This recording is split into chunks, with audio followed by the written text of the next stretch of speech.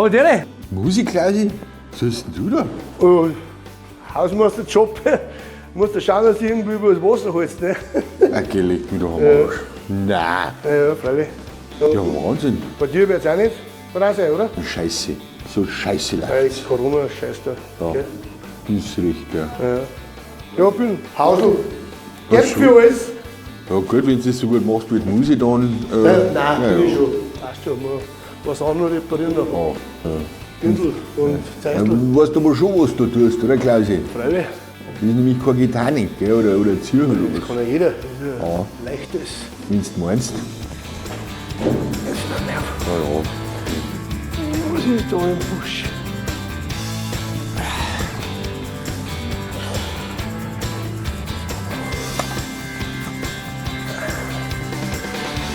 Dann kann ich mal hinschauen.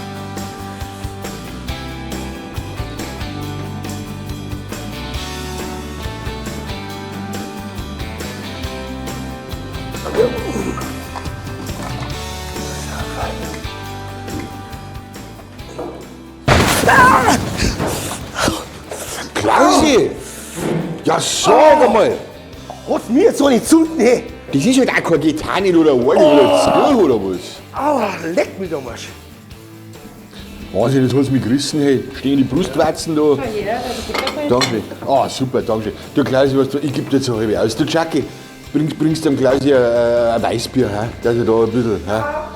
Dankeschön. schön. Ja, die Ich her. hab mich nicht selber. Ja, super. Dankeschön. Hast du Schmecker, gell? Dankeschön, gell? Prost. Du, mir hat's jetzt gerissen. Ich sag's dir, da steht sie die Brustwarzen auf, da kannst du für 3 Euro Prinz noch nicht hängen. Ja, der Cengiz, der, wie sagt man, der reichen Holler darf das, gell? Der muss das. Aber ich will das jetzt ein bisschen. Ja. Ich muss das auch. Ah, haut schon hin. Super. Also armer Geil Hund, gehabt, gell. ey. Ja. Klausi, was habt ihr denn da so rum? Der Chef hat gesagt, Biergarten noch sauber machen. Was zusammengehen, jetzt halt Ja, noch? bitte.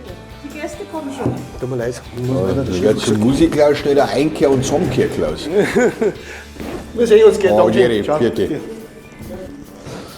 So, zahlen dann bitte.